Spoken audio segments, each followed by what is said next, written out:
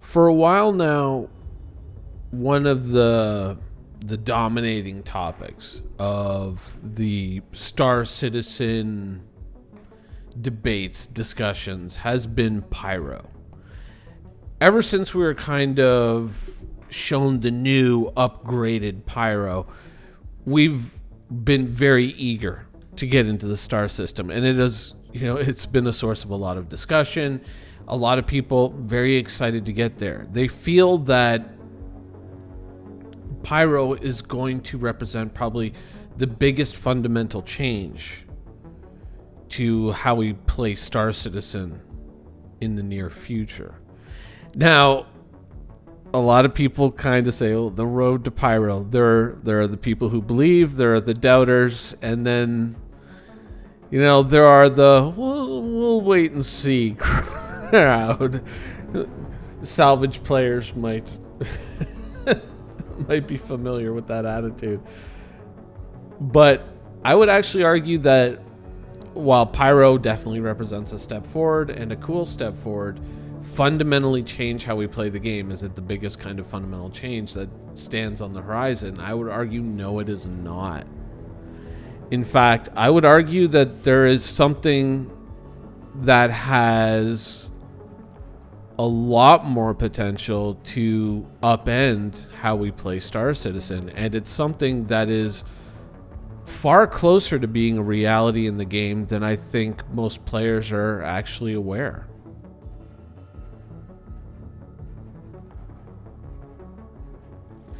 Turreted spaceships are nothing new in Star Citizen.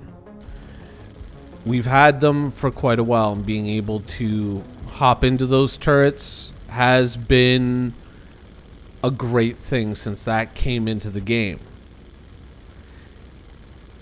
But people aren't fully realizing what is actually happening in Star Citizen. People aren't fully grasping where we are. It's kind of like one of those events that has kind of already happened, but people haven't fully grasped what has transpired, because while this thing has started, it really hasn't caught on in a big way. There's an element missing from this equation that has yet to become publicly available, and when it does, that's when people are really going to notice, oh my god, this thing actually happened. Pay attention to the desync here on some of these shots. Some of this is really funny. But now you might say, wow, turrets, being able to sit in turrets and ships. Had that for a long time. Not really all that interesting or exciting. It goes back before 3.0. Who cares? And I gotta say that we've had it, but we really haven't had it easy. It's always been dependent on getting another player, getting another person to sit in that turret. And for that little while, that conjuncture of time when you can get a number of people together, you can fully crew a ship. And we've done videos with the Hammerhead, with the Reclaimer. Now we're showing this ship, the Redeemer. But we are at a point where even in the game right now, when you have a ship like a constellation that you're fighting, and it's an NPC constellation, an NPC Caterpillar, NPC anything that is multi-crew, its turrets are always manned, and they're always shooting at you. But even though this exists, players still don't have this available to them. Now, a while ago, Todd Pappy had said that there were some UI things that they had to work out and some connections that they had to make, but this wasn't exactly a difficult thing to do. Consider it. Step back and consider it. If you were to fight a player in a Redeemer flying solo, that presents you with a certain expectation in regards to the outcome of that fight. You can look at that ship, you can look at your ship, and you can kind of do the calculus and just say, oh, okay, this is a good fight, this is a bad fight, I should win, I should lose, da da da da da.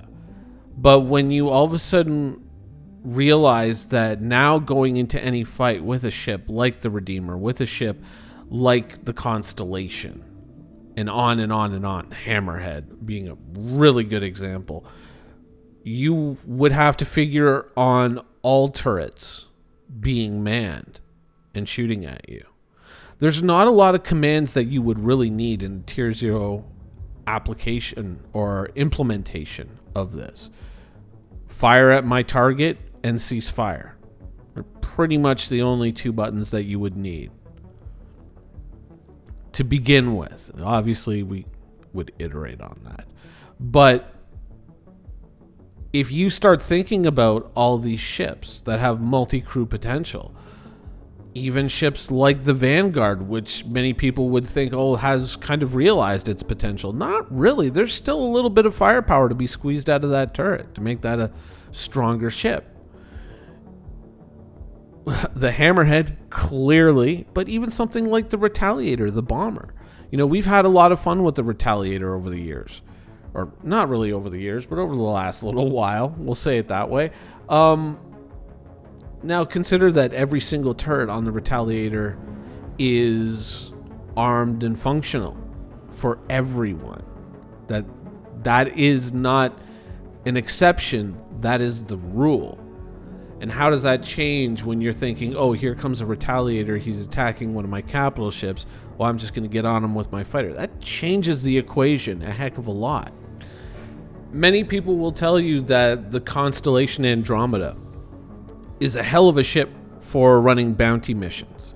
In terms of payouts, in terms of hitting power, in terms of survivability, it's a hell of a ship. A lot of them are flying that ship solo because they kind of don't want to share the rewards with their friends, and it's still a good ship, even solo.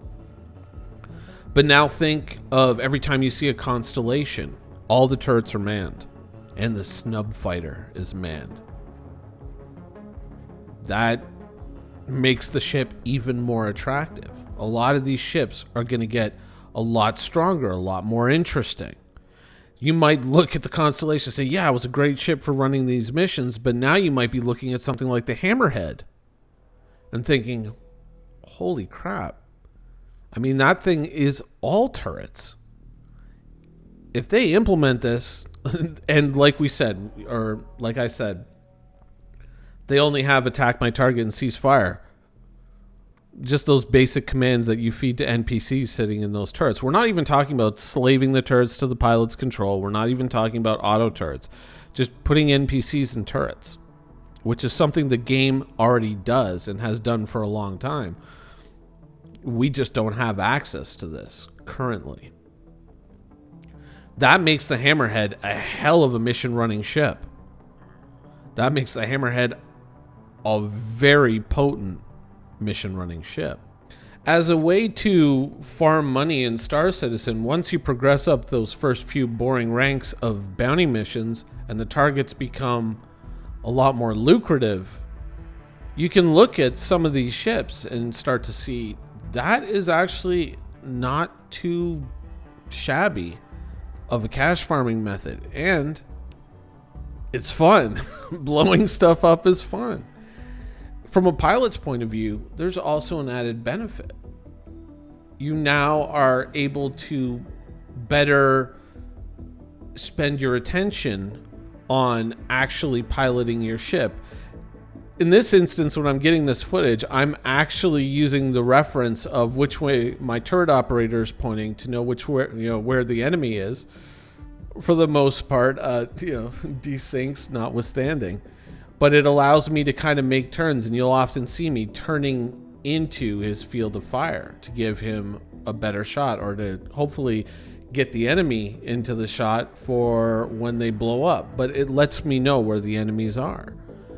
But it also lets me better manage the ship, even in difficult terrain. It frees me up to hopefully make smarter decisions, though that's not always the case. But as this becomes more the norm in Star Citizen, it could very well change the way people look at certain ships in the game. versus others. And that is a reason why, I would actually argue that we need this in the game sooner rather than later, not just because of the benefits that I've listed, but we need to consider the balance in the game and how having ships capable of this affects the game and how we really, what our ideal is and what the implementation actually is. Because we can say, yeah, the ideal is boom, the enemy goes splat and, yay, fun is had by all. But will it be too efficient for making money? Will it supplant other careers? Will it make certain ships far more attractive than others and therefore make other ships way less played? There's always a danger when things become a little too powerful that in video games, they dominate to the exclusion of everything else.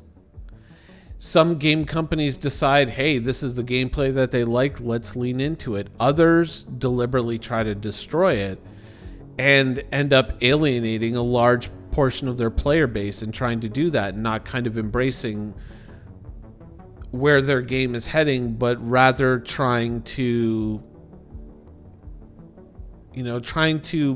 stamp that gameplay out because it's not what the game developer really intended, even though the players seem to enjoy it.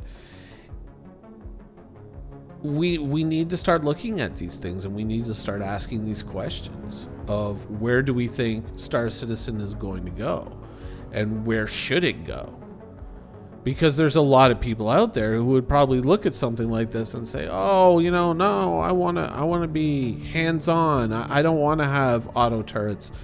But there's also a very large contingent who are perfectly okay with this.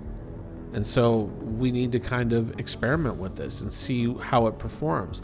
Now, I'm sure that there's an argument to be had with CIG about, well, we could do it, but Chris wants to do a fancy 3D implementation of it, and it's got to have all this cool stuff and all the different NPCs that you can put in your turret. He wants images for all of them and their biography and all that kind of crap.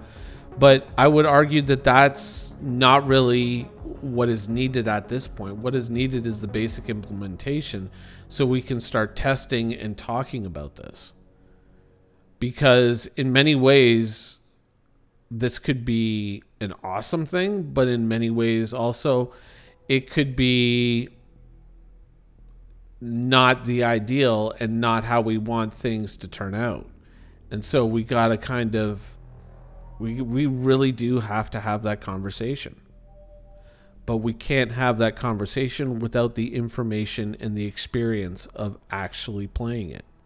Some people might think that there's an easy balance point. Oh, they'll just change the accuracy of turrets so that if one in 2 shots lands currently, we'll make it so that with NPCs it's, only 3 out of 10 or 2 out of 10 or something like that. But that is not really what we're talking about here. We're talking about the possibility that with the implementation of this system, players cease to be just a singular entity operating a ship, but they become, in a weird way, almost a bit of a collective working together towards a single goal. What happens when a player becomes a squad, a platoon, a division, an army? Thank you for watching. So if you want to keep up with the latest and greatest in Star Citizen and Squadron 42's development, please follow us on our social media channels. See you soon.